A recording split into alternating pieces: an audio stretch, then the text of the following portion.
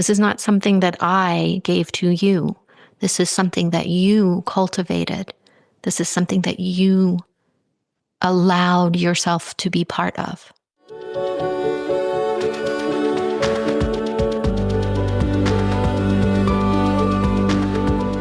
We have all come here with a divine purpose, traveling on a stream of cosmic dust from the stars into our mother's wombs, born into this precious life. It is no accident that you are here, my love, on earth, in this moment, in this body. You are here longing to find your place, to align with your purpose, to embody your passions and to live into the dreams of your heart. Yet so often we get caught, suspended in the tangle of life, not able to move forward, not able to find solace and comfort in a world that has forgotten the truth of our existence.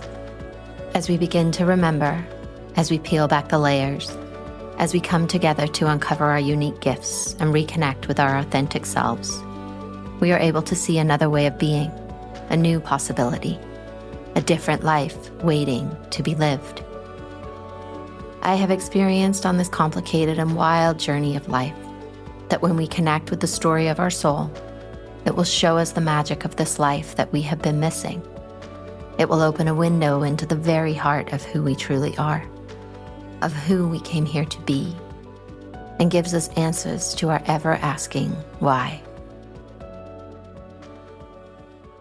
Hello, beautiful souls. Thank you for being here, for tuning in for another incredible episode with Cheryl. We dive into Cheryl's little girl today, which, as you know, so often comes up in these episodes when someone is struggling with something in their current day life.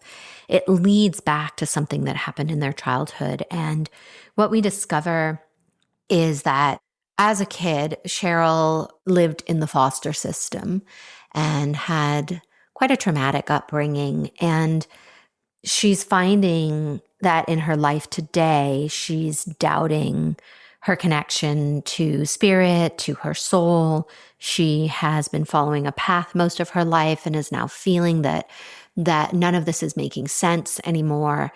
And what we see is the relationship between what she's experiencing today and what she experienced as a child, and how just even the awareness of this makes a huge shift for her. We also talk about soul retrieval and how we can call parts back to us and do mini soul retrievals on our own. We talk about being an empath and being able to manage those gifts. And then we also look at how being empowered and embodied in your life involves you taking credit for the path you've walked, for the things that you've done, and for your part, right?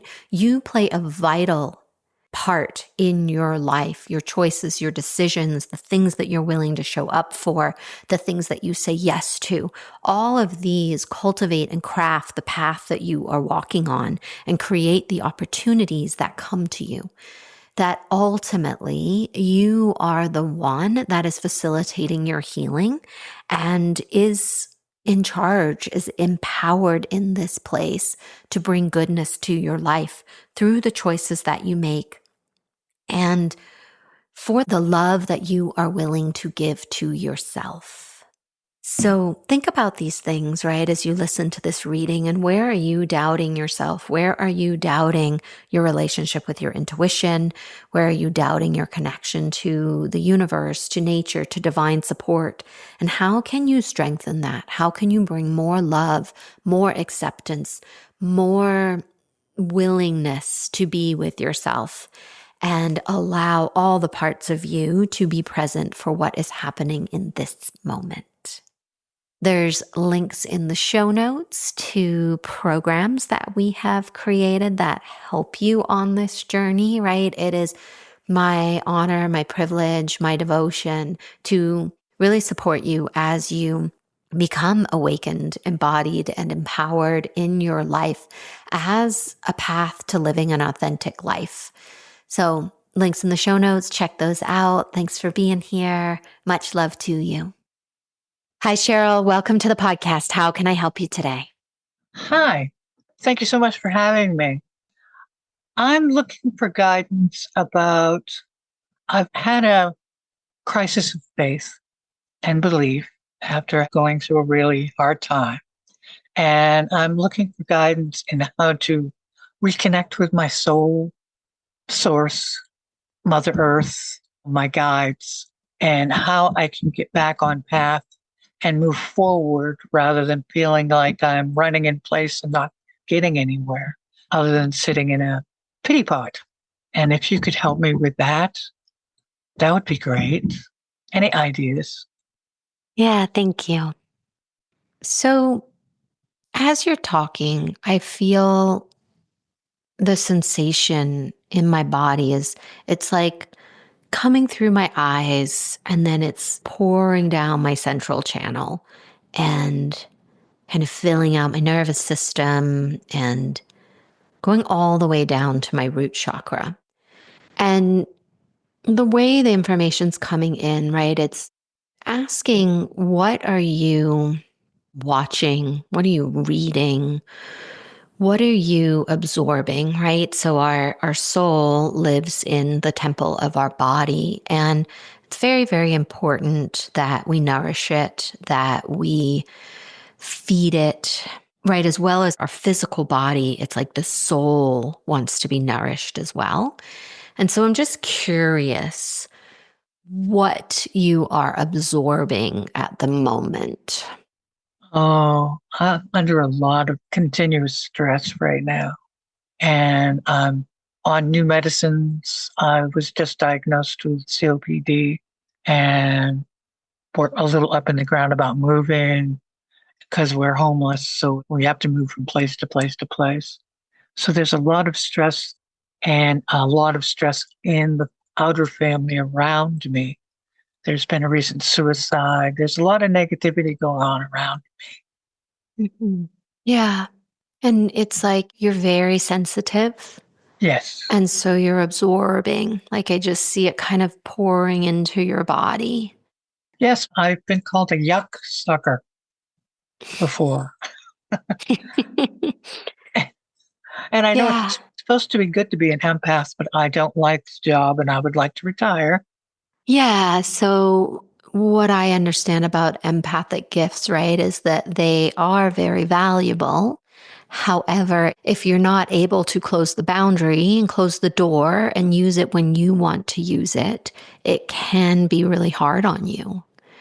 As an empath, we need to kind of get in, get out type of thing. But most empaths aren't taught that, right? There's not a lot of when we grow up teaching us how to navigate this gift. And so we end up just the door kind of gets set on open and we don't have any ability to close it. Oh, Yeah, so that actually could be a really good place for you to start is looking at tools to help close that door, right? To have this gift be a gift instead of a hindrance, the way that it can be so often.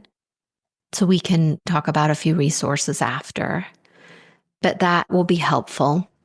You know, what's pulling my attention is this part of you that feels sort of given up on, would be the words that I'm hearing, that you feel alone, afraid. It's like you're crumpling under the weight of all of that. And you're taking me to your heart and to the place like where this originates. Sorry. When you were a young girl, how safe and cared for were you? oh, very abused and neglected. Yeah. Yeah. So this, my love, is a opportunity for that little girl to come forward and be loved and for her to receive what was rightfully hers but was kept from her. You know, the love, the abandonment, the pain that she was subject to is here what's playing out in your life. So inner child work, like I don't know, the inner child tarot deck. I've seen some inner child books. How much work have you done with her? Not a lot. Mhm. A little bit, but not a lot. I just found one of myself in a dream, believe it or not. I found a little girl hiding behind some rocks in a dark place. And I didn't recognize her until she revealed it was me. And she was afraid to come out because she was afraid she was going to get beaten up. And I told her she was safe and I brought her and I embraced her. And then she looked up at me and she went, I'm you, you know, and all I need is for you to love me. And I held her in my arms and rocked her and she absorbed into me. And that's been a very new energy to me. I have to work with it a little bit every day or every other day because it's very large. Me accepting me. It was the first time I ever thought about I had rejected myself, but out of fear because she had felt afraid, she ran and hid. Mhm. Yeah, that's a beautiful practice of absorbing her, bringing her in.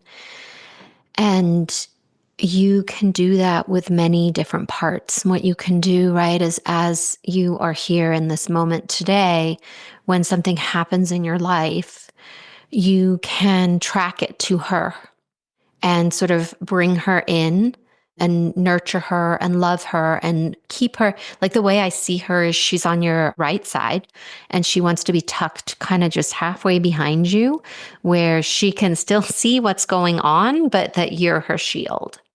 Yes, that's exactly right. Okay. Yeah. So the way that to help this process, right, of reinstalling faith in you, it needs to include her because she's the one that is ultimately doubting because she wasn't given a childhood where God was real, right? In her world, there was no God coming to save her. There's no divine universe protecting her. And so she's the one that gave up on that. And that's a common part of abusive childhoods. It's not like, please don't give yourself a hard time for that. This is a protective pattern and program that gets installed in order for children to survive hard childhoods and upbringings. Okay. Okay. Okay. So she's the one you have to convince that we live in a benevolent universe and that there is a God that is there and present and available to us. So bringing her in daily is going to be a really good practice for you, including her. Like almost as if she's your child. Like all of a sudden you have a child and she gets up with you in the morning and she eats breakfast with you and she watches TV with you. She runs errands with you. She goes to work with you, whatever she needs to do. But it feels like really nurturing her and bringing her into your current life is going to be a big part of your healing process. Ah, okay. It's funny. I had the instant image of I've never played with toys much because as a foster child, everything's always taken away from you as you moved from place to place to place.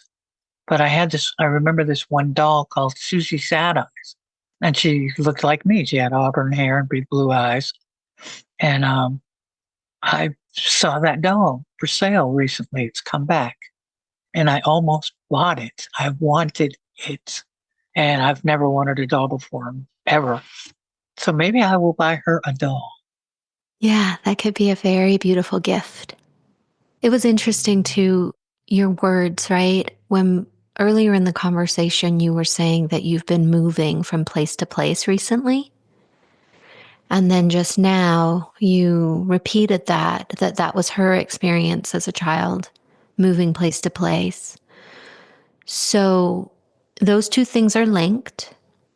And part of the reason that she is activated at the moment and why you are experiencing this sort of crisis and crux is because it's mirroring her childhood, right? Right. Mm-hmm.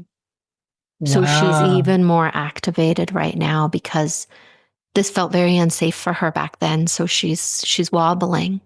That makes perfect sense. Mhm. Wow, I hadn't even put that together. Mhm.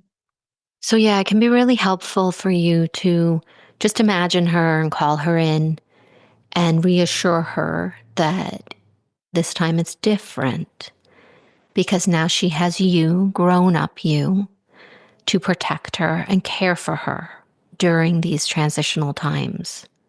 Because she's not alone the way that she used to be when she was moving from house to house.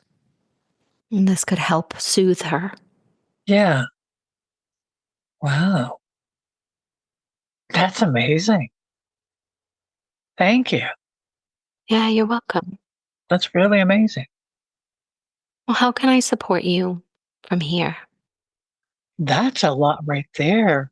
Um, my soul's intact. It's not fractured. I'm not missing any soul pieces. Does it seem intact to you? We all are missing soul pieces, my love. It is the nature of the times that we live in. Soul retrieval could be very helpful for you, yes. I have found, though, that soul retrieval is even more potent once you create the fertile ground for the soul to come back to. Okay. And the thing about soul retrieval that can be helpful to understand is that the part of the soul that fractures is the healed part of the soul. So there's a tendency to think like, oh, the soul is broken and there's the broken piece of the soul and I've got to get it back to make it whole. And the part that fractures is the part that is okay. And it goes away in order to stay whole. And so that as you reunite it, like it's not about being broken and being fixed. It's about keeping part of your soul safe and protected and cared for until the body is ready to receive it back. Okay. Okay. So the way I see for you is nurture this little girl, heal, let yourself move through this time, creating the fertile ground so that as that soul piece comes back, it can stay and creating the environment, right? Uh-huh. Wow. That's beautiful. Mhm. So, yeah, we can all of us use soul retrieval work. Okay. Please don't again think that you are broken because there's soul pieces that are waiting for you. We all have this. And because you are aware of this and you are actively seeking help, right? You're here on this call with me. And I imagine that you are exploring other avenues of help in your life, that when that part of your journey is ready, you will be ready and it will arrive. The opportunity, you will create it because it's already in your awareness, right? Yeah, it is. Mm-hmm. True. Yeah. And ultimately, what I'm seeing again is what you talked about with finding your little girl hiding behind the rocks and calling her back and absorbing her. That is a form of soul retrieval. Huh. Oh, sure. Sure. Yeah, it would be. Yeah. Yeah. So you're already engaged in the practice. That's cool. That's really cool. And what makes it even better is I just started on, because I've practiced shamanism most of my life. And then I discovered that maybe that wasn't quite the path for me. And I discovered Celtic shamanism, which is more feminine based. And so I've been stepping a little more towards that and going, this really feels good and familiar and healing because it just takes more into consideration. And I was doubting whether that was the right path, but the more we've talked, the more that feels like the right step for me to take. And it's interesting as you're saying this. I think we were talking about it before we started recording, but the thread, right? The thread of the soul that you feel is missing or that you just can't connect to right now, let's say. That was immediately what I felt. When you said Celtic shamanism, I felt the thread pull you. Oh, goose, goosebumps. And that is my literal family heritage, which would also tie in with this weird ancestral healing stuff I'm learning about. It all fits together. That's amazing. Thank you so much. That's awesome. Mhm. I feel better now than I have in 10 years. Mhm.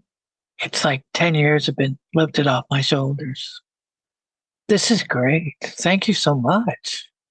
You're welcome. And in that space, I want to reflect to you that you were the one that reached out, right? You were the one that said yes to this opportunity, and just really empowering you to see that it is your choices and your willingness that played a huge part in how you are feeling right now. Oh, wow. I hadn't looked at it that way. Mhm. This is not something that I gave to you. This is something that you cultivated. This is something that you allowed yourself to be part of. So I'm already in it. I'm already headed towards healing. Hmm. Yeah, don't discredit yourself, okay? Or discount your part in it. That's, wow. Thank you again. Mhm. You're bringing me back to your heart. And it's like the wounding of our heart and the wounding of our childhood can really be profound, right? And it can really catch us. And you've done a lot in your life.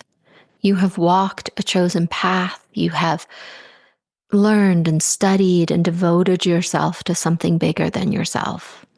Don't negate that. The way I see it is it's like the wounding in your heart is overshadowing all that you have done.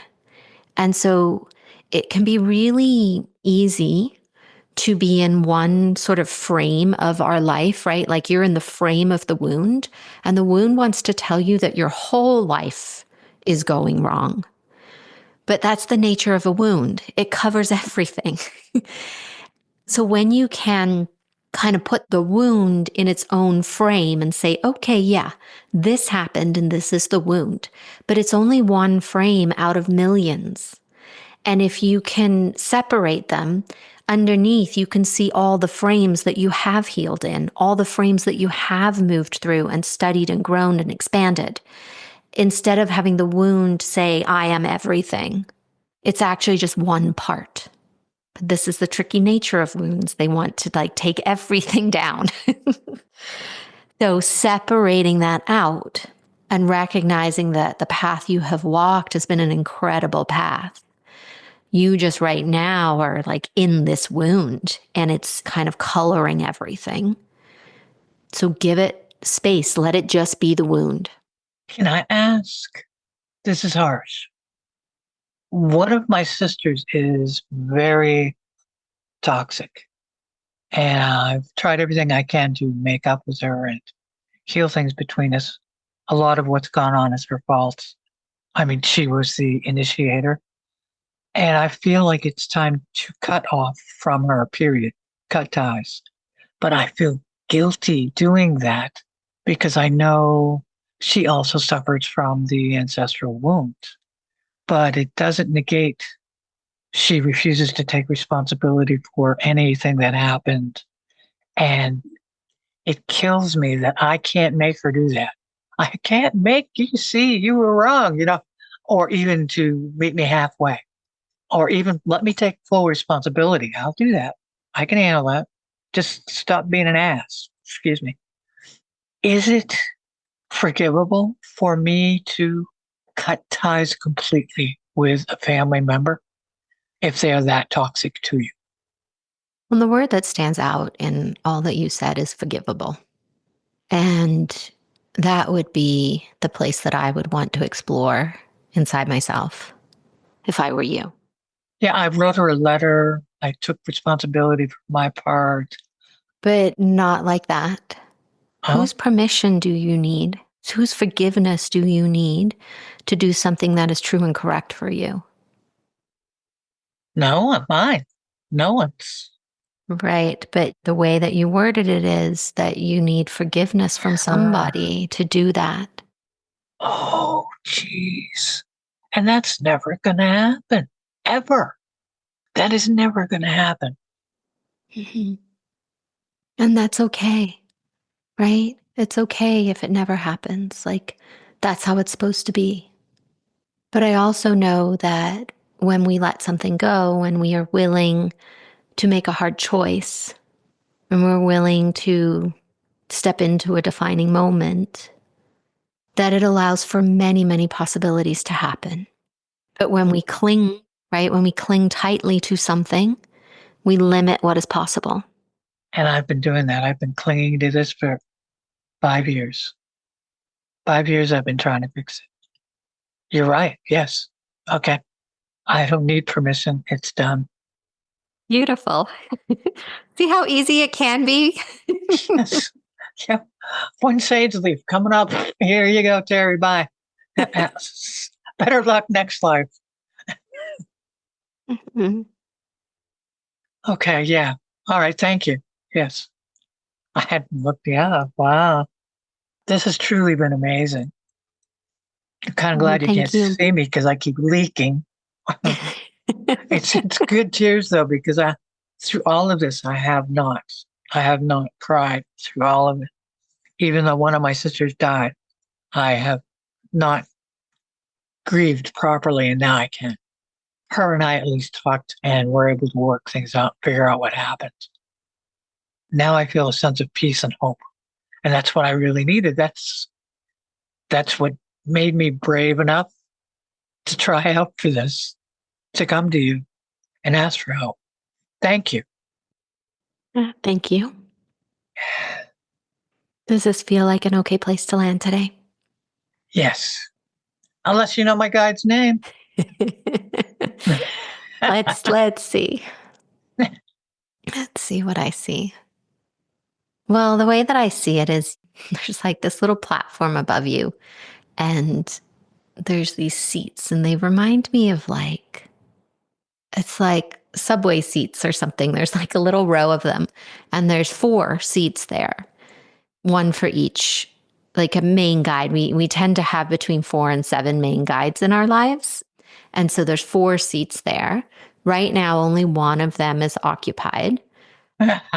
And that doesn't mean the others aren't here. They're Right. just, right. The word that keeps dropping in is like Francine, Francisco kind of. It's like, it's not a gender specific name. And it's like, it's not even he, it's like a gender specific, but it's Francisco is the word that I'm hearing. Francisco, like the saint. Hmm. Like St. Francis of Assisi. Is that Yeah. who you're thinking? That's Uh-huh. actually who like I was thinking as well as that came in. That's Yeah. a riot. Okay, so that's a confirmation too, because I would love to have that medal. I don't know if you can buy those as necklaces or not, but I've always wanted that medal because I always had a thing for Mm-hmm. him.